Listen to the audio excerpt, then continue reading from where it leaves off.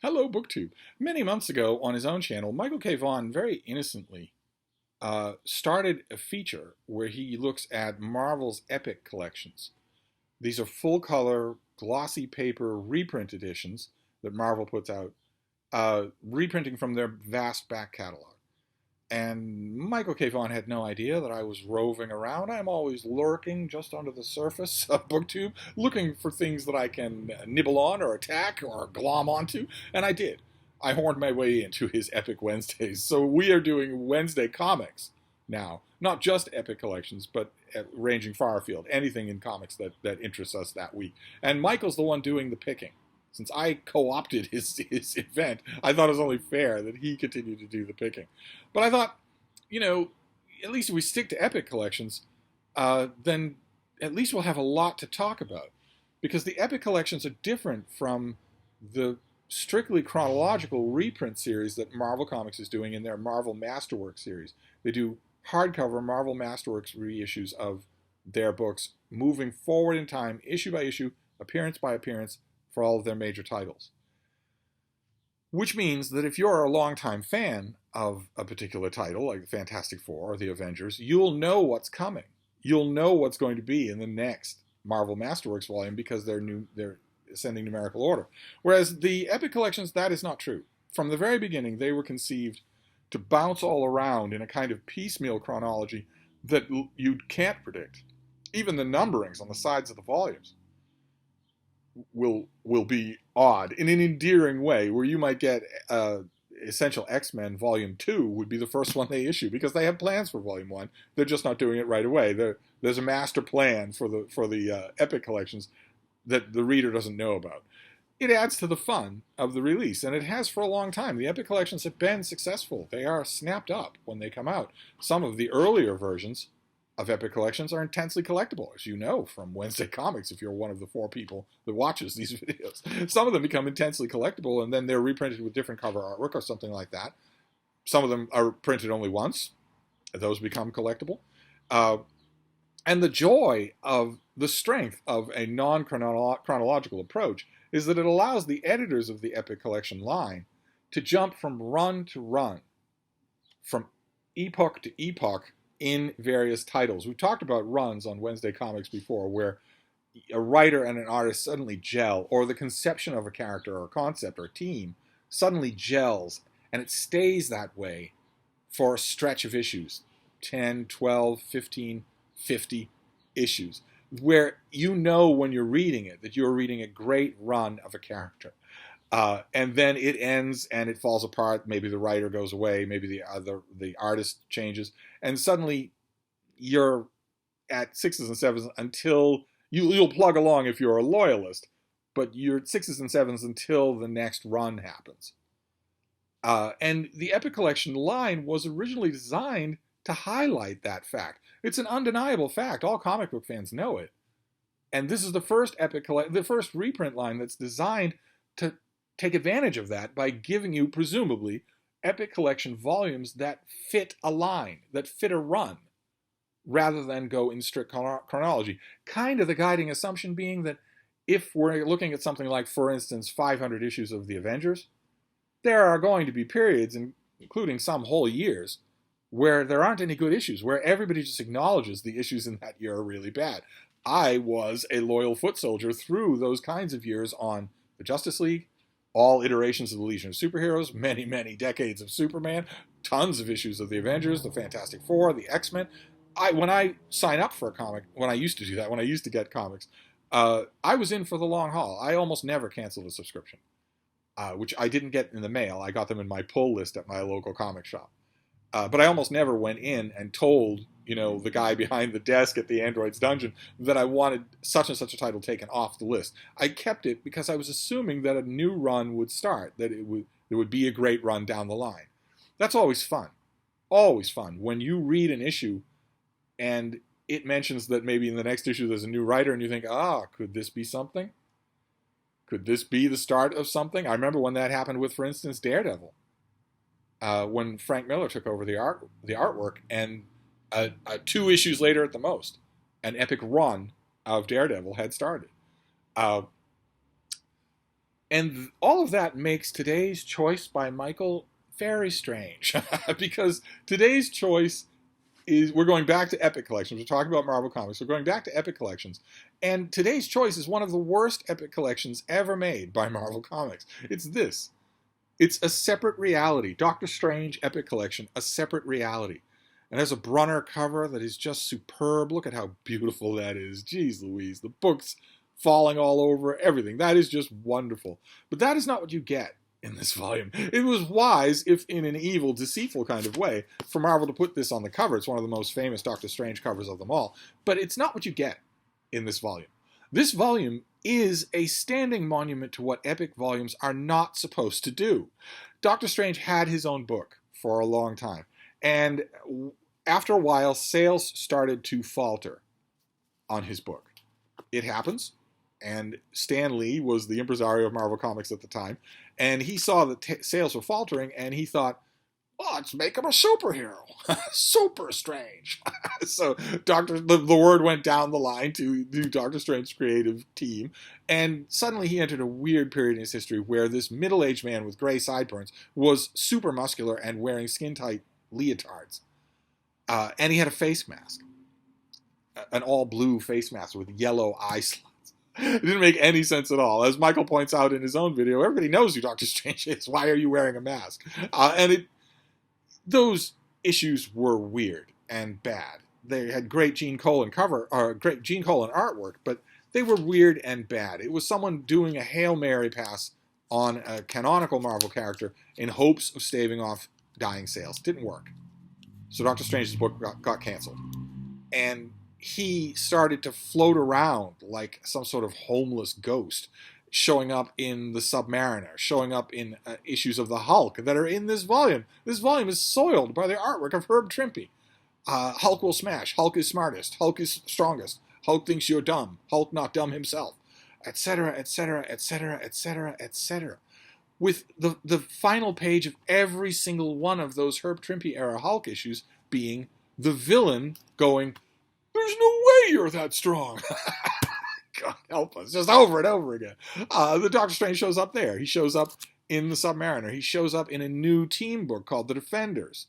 But we don't get the whole early run of the Defenders in this book. No, we just get one little taste. I think he shows up in Millie the Model and helps her with her zipper. That sort of thing. Her very, very scanty hem. And then eventually, he was there was a Marvel catch-all title called Marvel Premiere, where you had a main feature and a couple of backups, and Marvel Comics would use Marvel Premiere to see if they could generate enough interest in a character who showed up there to give that character their own book. Or, sometimes, as in the case of Doctor Strange, a chance to burn off some inventory stories that they already had on the books for Doctor Strange. Rather than just sit on them forever. See if you can generate some sales for them. And Doctor Strange's few appearances in Marvel Premiere worked. They served as a reminder to fans that they really like this character. They might not like how he was executed for the last 2 years, but they like him. They want him back. So he got his own book again, Doctor Strange, Master of the Mystic Arts, with the first issue having this cover, one of the greatest first issue covers of all time. And very surrealistic artwork, very different from, Michael praises Marie Severin, and he should. She's great. She's drastically wrong for Doctor Strange, but she is great. There are a whole bunch of other artists that, tried their best, I guess. You need an artist who has a grasp of the visual weird in order to do this. Now, you might think any comic book artist must have a grasp of the visual weird. That is not true at all.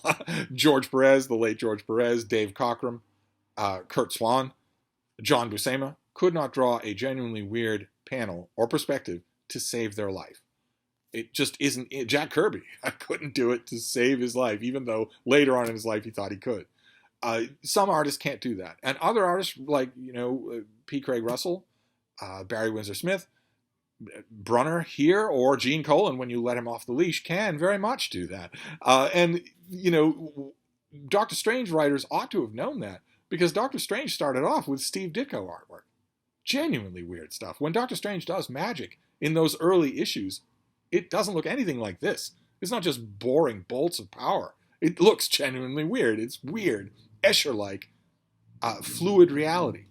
And you need an artist like that to really make this character come alive. You need that, and also, I think, you need a writer who is willing to acknowledge something about Doctor Strange that not all writers are willing to do, and that makes him almost unique in the Marvel lineup, which is that he's an adult.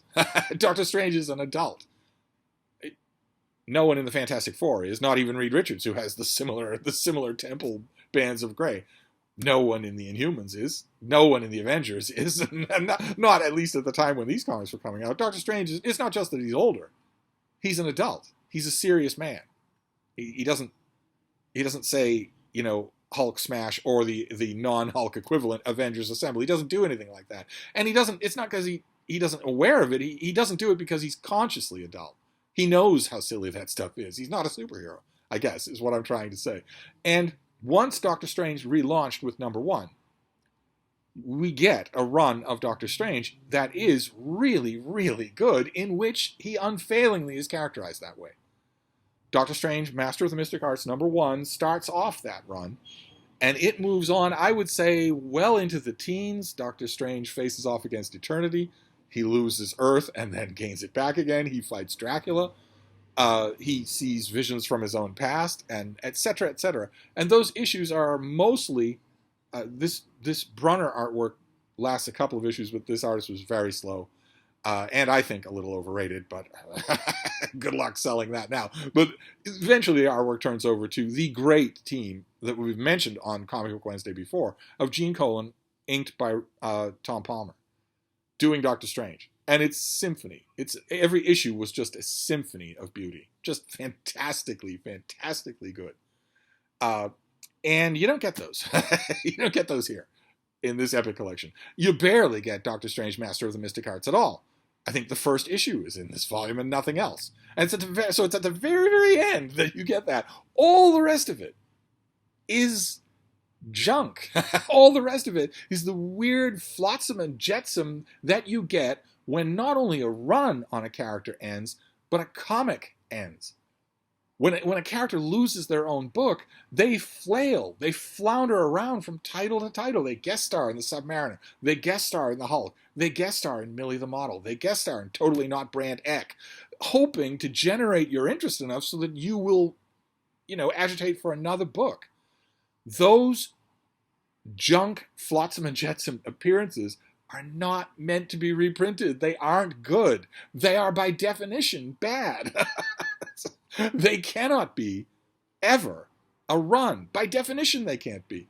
There's no title for there to be a run on. They can't be a run, and epic collections were made to capture runs. So what this volume is doing, not only reprinting some of the absolute garbage in this volume, but also lying to you about the cover. This should obviously be the cover of a different epic collection, one that starts with Doctor Strange, Master of the Mystic Arts #1, and goes to Doctor Strange, Master of the Mystic Arts #20, say. That's what this volume should be. That volume would be worth the $40 that this thing costs. It's not what we get. Instead, we get issues that were so bad they caused Doctor Strange's title to be canceled. We get issues that were so bad that fans wrote in to the Submariner and the Hulk and said, I kind of like Doctor Strange as a character, but what's he doing in this issue? It doesn't make any sense. He's totally out of character. This was really bad. Please don't do this again. When you get letters like that about those issues, you don't reprint those issues. You might have a soft spot for them, but you don't put them in a $40 paperback reprint that's designed to make it possible for you to avoid reprinting issues like that. That's the whole freedom of the Epic Collection, is that you can look at the junk and leave it out. You're not on a mission like the Marvel Masterworks to reprint every single thing this character has ever been in. So, when Michael K Vaughan in his video says that this is a solid Epic Collection, that's the Sorry and Brandy talking. This is not a solid Epic Collection. You should avoid it like the hoary hosts of Hoggoth. This is not a good Doctor Strange volume. There's a huge amount of stuff in here that's absolutely no good. And why is it no good? How do I know it's no good? Because it caused his series to be canceled and caused irate letters to come in from Marvel fans. saying these guest appearances stink. The Defenders, the first appearance of the Defenders, a non-team, no roster, no headquarters, that sort of thing, with Doctor Strange teaming up with unlikely allies like the Hulk or the Submariner or the Silver Surfer. The Defenders did get mail. People love super teams, especially if they've got an offbeat membership. But this is not that either. There should be an epic collection of the Defenders.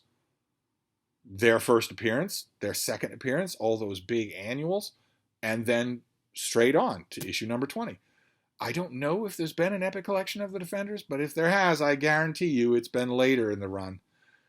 I guarantee you fans have such a weird fascination with a particular Defenders character called the Gargoyle. Such a boring figure. That was such a boring era of the Defenders. But the first 20 appearances of the team, either in other comics or in their own comic, are worth an epic collection. But one on its own?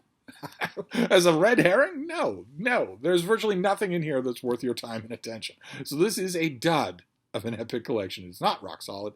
It is as bad gets. So when it comes time for you to consider whether or not you want to buy this thing, picture yourself as Doctor Strange on this cover. You are being grabbed and pulled at by a monstrous being.